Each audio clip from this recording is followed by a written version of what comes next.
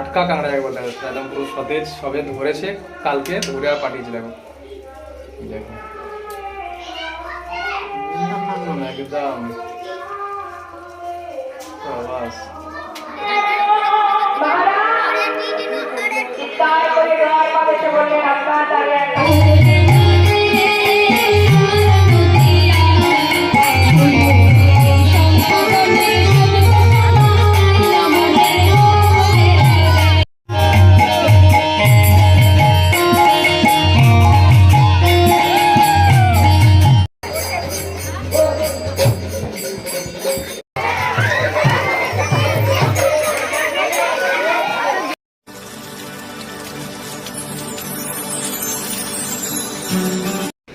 Good morning, সবাইকে অনেক অনেক স্বাগত জানিয়ে তো দেখো আরও একটা নতুন দিনের নতুন ব্লগ নিয়ে চলে এসেছি। তো বুঝতেই পারছো, আমি এর আগের দিনে যে ব্লগ দিয়েছিলাম, অর্থাৎ আমাদের গ্রামের পূজার যে মনসা মঙ্গল পালা অবলম্বনে যে পাঁচালি হয়েছিল, তার দ্বিতীয় দিন, অর্থাৎ আমাদের আজকে হচ্ছে অ্যাকচুয়াল হরিনামের দিন। তো অষ্টম প্রহর চলছে।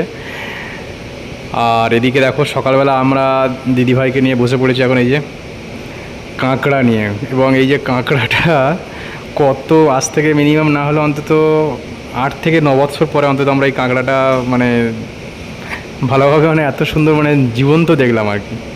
খেয়েছি হয়তো একবার আধবার, কিন্তু মনে পড়ছে না আমার। তবে সম্ভবত খাওয়া হয়ে ওঠেনি, কারণ আমাদের ওখানে অতটা এই চিতি কাঁকড়াটা পাওয়া যায়নি।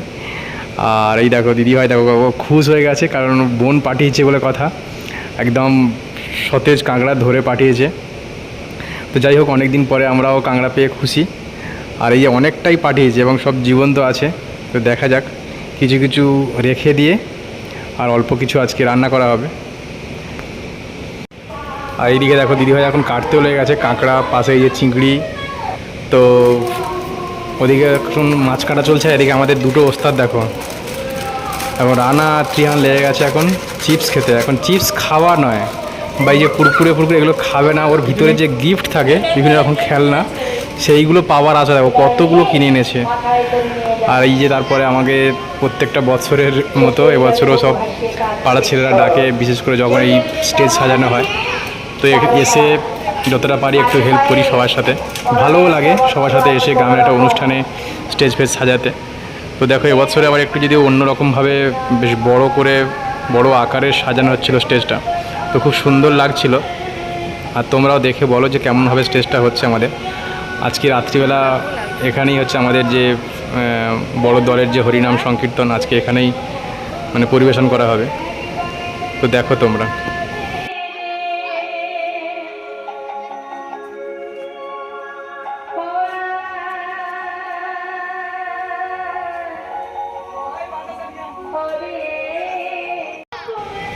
তো আমাদের এই যে গেটটা সাজানো হচ্ছে, তো মোটামুটি অনেকটা কাজই এগিয়ে গেছে, কারণ বেশিরভাগ কাজটা এবছর যদিও বাইরের যে আর্টিফিশিয়াল ফুল দিয়ে করা হয়েছে, স্টেজে সাজানোর লোক এসে সাজিয়ে দিয়ে গেছে, ওই জন্য আমাদের কাজটা অনেকটা হালকা হয়ে গেছে। আমরা জাস্ট যে কাঁচা রজনীগন্ধাগুলো আনা হয়েছিল সেইগুলো শুধু লাগাচ্ছিলাম। তো অন্যান্য বছর যদি আমরা পুরোটাই মানে কাঁচা ফুল দিয়ে বানানো হয় সেটা একরকম হয়, আর এবছরে যে স্টেজটা হচ্ছে এটা একটু অন্য ধরনের। তো অনেকটা এগিয়ে গেছে, প্রায় লাস্ট ফিনিশিং টাচ দেওয়া হচ্ছে। তো চলো তোমরা দেখতে থাকো। আর এই যে দেখো সন্ধ্যা হয়ে গেছে, তারপরে আসা হয়নি মাঝে, দুপুরবেলা খাওয়া দাওয়ার পরে। আর এই যে দিদি এসেছিলো, আর সঙ্গে এই যে শালি এসে গেছে, অর্থাৎ দিদিভাইয়ের বোন। আর এই যে আমাদের পুচুবাবু দেখো, ওরে বাবা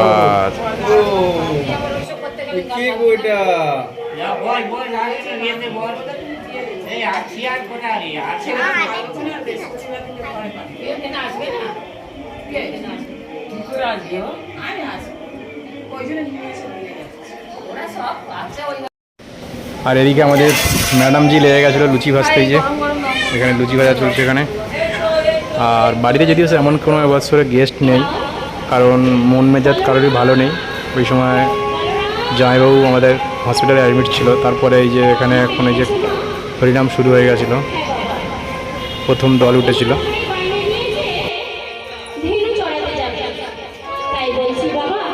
যাবো যাবো।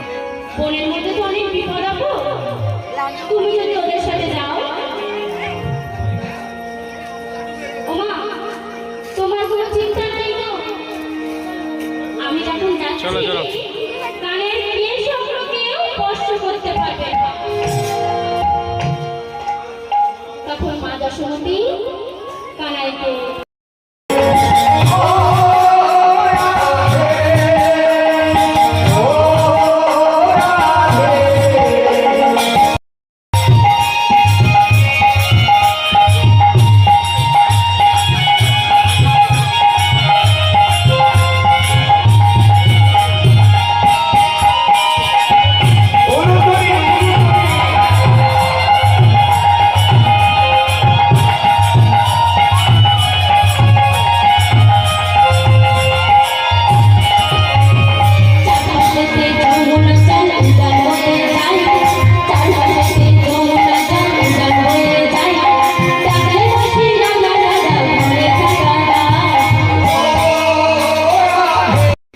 আর তারপরে দেখো আমাদের প্রথম দলের কীর্তন শেষ হয়ে গেছিলো এবং দ্বিতীয় দলে যে স্টেজে ওঠার জন্য ওরা এসে গিয়েছিলো। ওরা সব এবারে দ্বিতীয় দলের কীর্তন শুরু হবে। আর এই যে দ্বিতীয় দলে অলরেডি শুরু হয়ে গেছিলো। তো এখানে দ্বিতীয় দলের যে কীর্তন আছে একটু তোমরা শুনতে থাকো।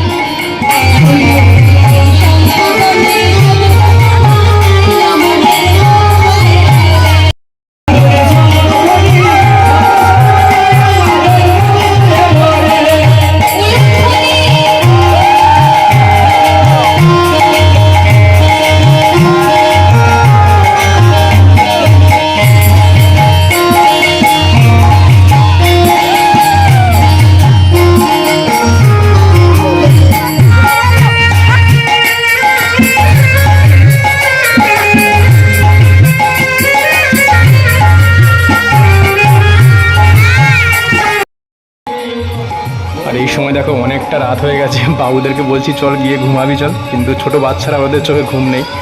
দেখো ছোটোবেলা আমরা এইরকম স্টেজের সামনে বসতাম, আমরা এখন দুষ্টুমি করতাম, আর এখন দেখো এরা একটা করছে। তো যাই হোক, ওরা এখন জেগে থাকবে ওরা, আর এখন দুষ্টুমি ওদের চলতে থাকুক। এইগুলোই হচ্ছে মানে স্মৃতির পাতায় থেকে যাবে গ্রামের যে এই সমস্ত অনুষ্ঠানগুলো, ওখানে গেলে তার পাবে না। তো যাই হোক, আমাদের ওই দেখো স্টেজ মোটামুটি এখনও পর্যন্ত ভর্তি আছে, আরও কতক্ষণ থাকবে দেখা যাক। এরপরে আবার রাসলীলা আছে।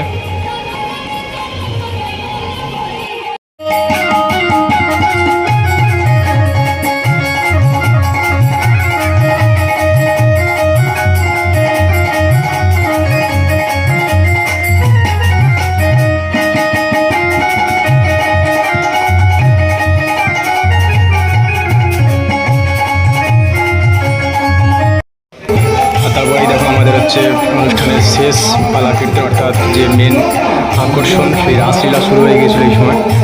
তো যারা মাঝখানে যদিও ঘুমাতে যায়, অন্তত আমরা দেখেছি এই সময় আসলে পুরুষ মানে আমাদের দর্শক আসন পুরো ভর্তি হয়ে যায় এই রাসলীলা শোনার জন্য। এটা একটা আমাদের বিশাল পাওনা বলতে পারো। আর এই যে এই সময় দিদিভাই এসেছিলো আর একজন সঙ্গে করে নিয়ে, আমাদের যে বৈষ্ণব ছিল ওনাকে যে সম্মান জানানোর জন্য যে মালা দেওয়া হয় সেইগুলো দেওয়ার জন্য। তো ঠিক আছে, তোমরা একটু শুনতে থাকো রাসলীলাটাও।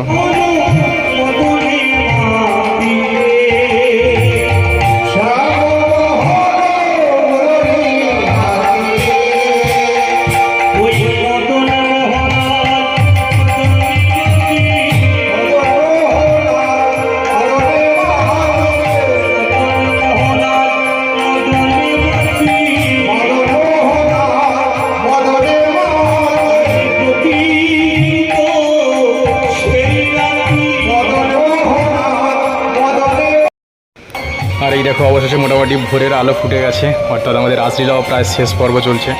আর ওই জন্য সবাই এখন পুরো একদম নাচে মশগুল হয়ে গেছে, পাড়ার যত মহিলারা আছেন। এটা প্রত্যেক বছরই হয় যদিও, এবং এই অনুষ্ঠানটাই দেখতে ভালো লাগে আমাদের।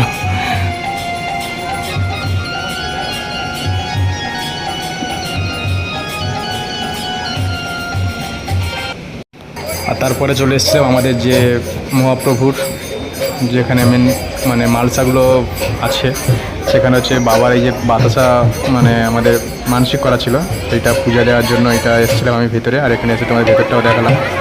আর সবশেষে এই যে ভিতরে এখন দধি ভাণ্ডার যে লাস্টে যেটা ভাঙা হয় সেইটা হচ্ছে, এখানে সবাই ওইটা নিয়ে যে যার আশীর্বাদ করেন।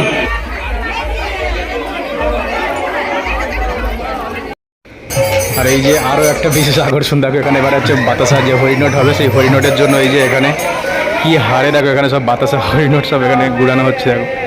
আর তারপরে এই যে আমরা চলে এসেছিলাম দুপুরবেলা, এখানে একটু পুকুরে মাছ ধরাধরি হচ্ছিলো এখানে। অনেক দিন পরে এখানে চেষ্টা করলাম এখানে যে পুকুরের। আর এই যে দুপুরবেলা একটু খাওয়া দাওয়া করে সব রেস্ট নিচ্ছিলাম। আর এই যে আমাদের পুচকুকে দেখো, বাবু ওকে নিয়ে খেলতে লেগে গেছে এখন, ভাইকে নিয়ে এখন। কাল থেকে হাত সরাও ওর।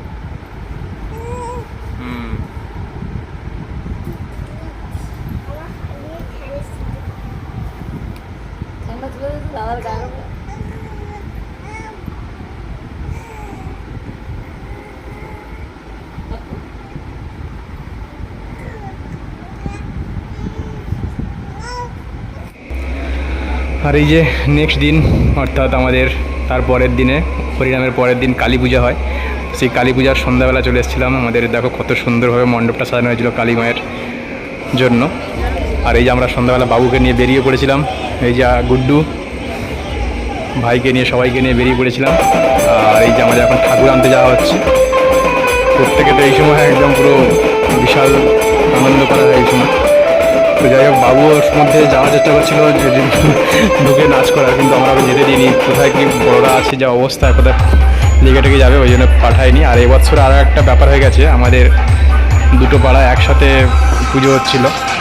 তো এটা দেখো আমরা আমাদের ওই পাড়াতে চলে এসেছিলাম, এখানেও মায়ের পূজা হচ্ছিলো, এখানেও কালী পূজা হচ্ছিলো আজকে। এখানেও বিশাল ভিড়।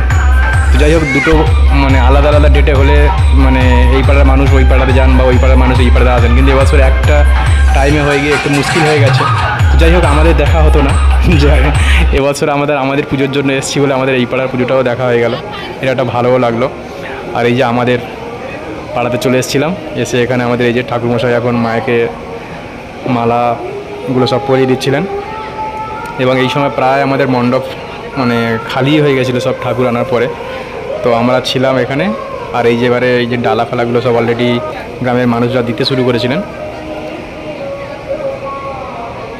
তো চলো দেখতে থাকি, আর কিছুক্ষণ পরে আমাদের পুজো শুরু হয়ে যাবে।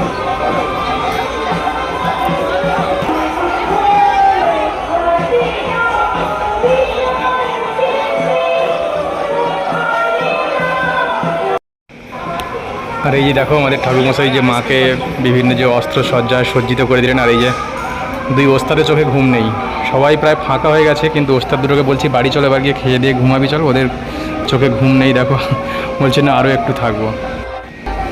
আর এই যে দেখো ভক্তির শেষ নেই, মায়ের চরণে মাথা ঠুকে প্রণাম করে নিল বাবু। ভগবান মাকে মানুষের মতো মানুষ করে গড়ে তুলুক। আর এই যে দিদি ভাই আর আমি চলে এসেছিলাম বাড়িতে, মায়ের উদ্দেশ্যে যে ভোগ আনা হয়েছিল সেই মিষ্টি এখন আমরা নিয়ে যাব। চলো মাকে ওখানে ডালাটা দিয়ে আসি, তারপরে এসে রাত্রিবেলা খাওয়া দাওয়া করে তারপরে সব এখন আমাদের অনেক বাকি আছে। আর এই যে চলে এসেছিলাম আমরা মণ্ডপে, এই যে দেখো এখানে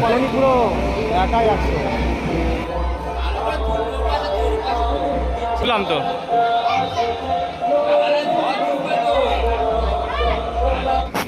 আর এই যে অবশেষে তেমন কেউ ওখানে ছিল না, ওই জন্য ঠাকুরমশাই বললেন যে প্রসেনজিৎ একটু এই যে হোমের যে কার্ডগুলো আছে একটু আমাকে ছোটো ছোটো করে কেটে দাও। তো এই জন্যই দেখো আমি এখন হোমের কার্ডগুলো কাটতে বসে গেছিলাম। আর এদিকে পূজাও শুরু হয়ে গেছিলো সংকল্প। তো মোটামুটি এবারে ঠাকুরমশাই প্রত্যেকটা বছর একাই থাকেন, আর এই যে আমাদের বাঁশুড়ি দাদা থাকেন। তো যাই হোক আর তো কাউকে দেখাতে পাওয়া যায় না এখানে। তো ঠিক আছে, আজকের ব্লগটা কেমন লাগলো অবশ্যই তোমরা কমেন্ট করে জানিও। আজকের মতো সবাইকে টাটা, সবাই খুব ভালো থেকো। আর যদি ভালো লাগে থাকে একটু শেয়ার করে দিও।